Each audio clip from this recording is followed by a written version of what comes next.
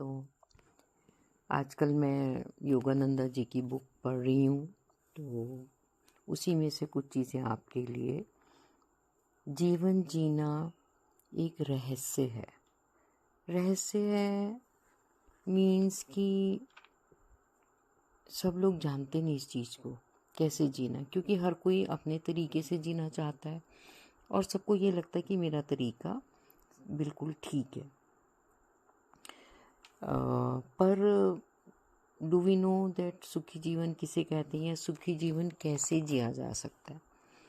हम भागते रहते हैं बाहर की तरफ, चीज़ों की तरफ, पैसे की तरफ, जिन चीज़ों से लगता है कि हमें सुख मिलेगा। सुख पाने के लिए बाहर की दौड़ है, पर क्या हम सुखी हो जाते हैं? आप सोचो खुद ही। अगर पैसों से, रिश्तों से या बड़ी गाड़ी से, बड़े मकान से सुख मिलता तो धनी लोग हमेशा सुखी होते, बट ऐसा नहीं होता, वो लोग दुखी होते हैं। कई बार रिश्तों के रहते भी हम बहुत अकेले होते हैं।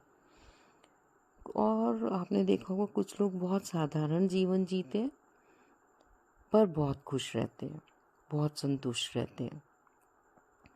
तो सोचने की बात ये है कि क्या बाहरी दुनिया या माया हमें रियल हैप्पीनेस, सुख या आनंद दे सकती है? ये हमें अपने अंदर जाके क्वेश्चन पूछना चाहिए। क्या इन चीज़ों से हमें सुख मिलता है?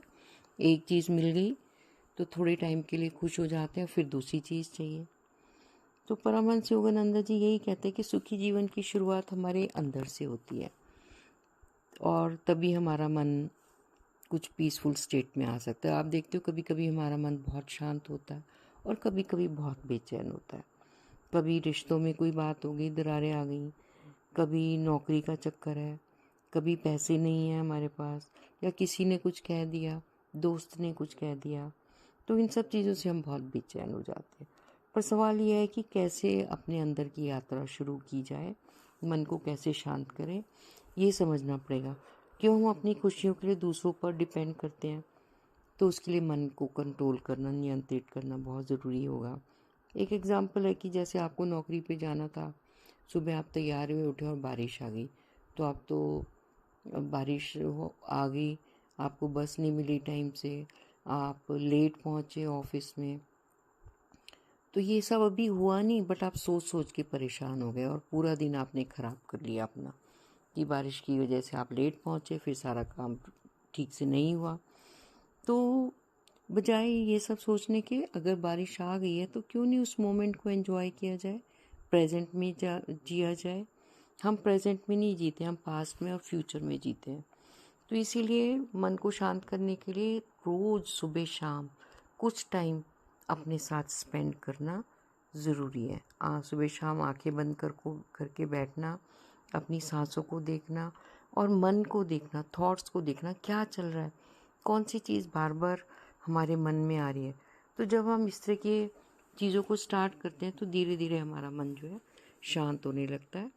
और अगर कोई ऐसी चीज़ आ जाती है सामने तो हम उस चीज़ को पीसफुल होके देखते हैं। हम किसी ने कुछ बहसबाजी कोई कर भी रहा है तो हम पीसफुल होके उसको सुनते हैं और आराम से उसको रिस्पॉन्ड करते हैं। हम एकदम से उसको जवाब नहीं देते।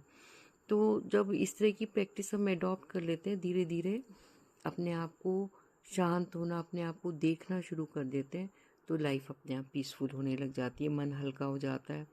और जो ये मन का शांत रहना है ना, यही सबसे बड़ा सुख है। बाहर कुछ भी हो रहा हो, आप देख ही रहे हो आजकल बहुत कुछ हो रहा है, क्योस है, बट अगर आप अंदर से पीसफुल हो, मन आपका शांत है, क्योंकि सब चीज़ों पे हमारा कंट्रोल ही नहीं है, तो that is a good life. उसको हम कह सकते हैं कि हम अच्छे तरीके से अपनी लाइफ जी रहे हैं। हमारी डिज़ायर्स जो हैं, जो हमेशा हमें दुख ले जाती हैं, दुख देती हैं, तो जो मिला है हमें, हमें अपने प्रारब्ध के हिसाब से सब चीज़ें मिली हैं, तो उसी में खुश रहना। और एक चीज़ और ये भी कहते हैं योगानंद जी कि हमारा जीवन जो है ना बहुत चीज़ों से जुड़ा हुआ है, बहुत लोगों से, परिवार से, दोस्तों से, कुलीग से, अपने अड़ोस पड़ोस में जो लोग हैं उनसे, प्रकृति से, सब चीज़ों से बंधा रहता है। और जिन चीज़ों से हम अपने आप को बांध लेते हैं, अटैच कर लेते हैं, वही चीज़ें हमें दुख देती हैं।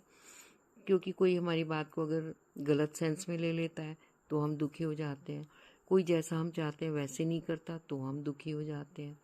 किसी ने कोई बात ऐसी कह दी, हम उसको दिल पे ले लेते हैं। और संबंधों में सुख तभी मिलता है जब हमें ये समझ आ जाता है कि हर इंसान अलग अलग है, और दूसरों को गलतियों को देखने के बजाय अपनी तरफ देखना, अपने आप में सुधार करना, अपने आप को बदलना, तब हम खुशियाँ पा सकते हैं। और छोटी छोटी बातों को दिल में ना रख के माफ़ करना, माफ़ करने से मन बहुत शांत होता है, और सबसे पहले वो आप ही पीसफुल होते हो। संबंधों में सुख तभी आता है जब हम स्वार्थी नहीं होते, हमें बहुत ज़्यादा किसी से अटैच नहीं होना है, परिस्थितियों से अटैच नहीं होना, लोगों से अटैच नहीं होना, मटेरियल चीज़ों से अटैच नहीं होना, और बहुत ज़्यादा अलगाव भी नहीं होना कि बिल्कुल अलग थलग ही हो गए, वैसा भी नहीं होना चाहिए। हमें बीच का रास्ता पकड़ना पड़ेगा। पेंडुलम देखा है हमने? पेंडुलम इधर उधर डोलता रहता है, ऐसे ही हम भी डोलते रहते हैं इधर उधर, पर जब बीच में आ जाते हैं, स्थिर हो जाते हैं, तो मन शांत हो जाता है। अगर अपने परिवार से, संगी साथी से हम बहुत ज़्यादा उम्मीद करते हैं तो दुखी होते ही होते हैं, और अगर हम उनको बिल्कुल भी दूर कर दें, इग्नोर कर दें, तो भी हम खुश नहीं रह सकते।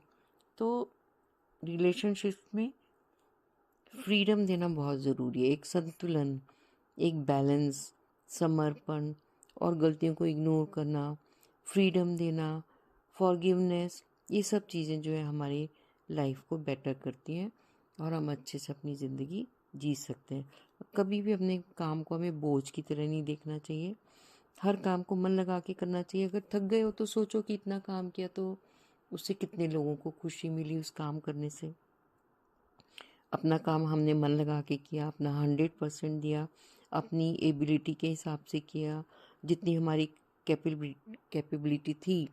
और अगर आप खुश हो तो दूसरा सामने वाला खुश है या नहीं मैटर ही नहीं करता।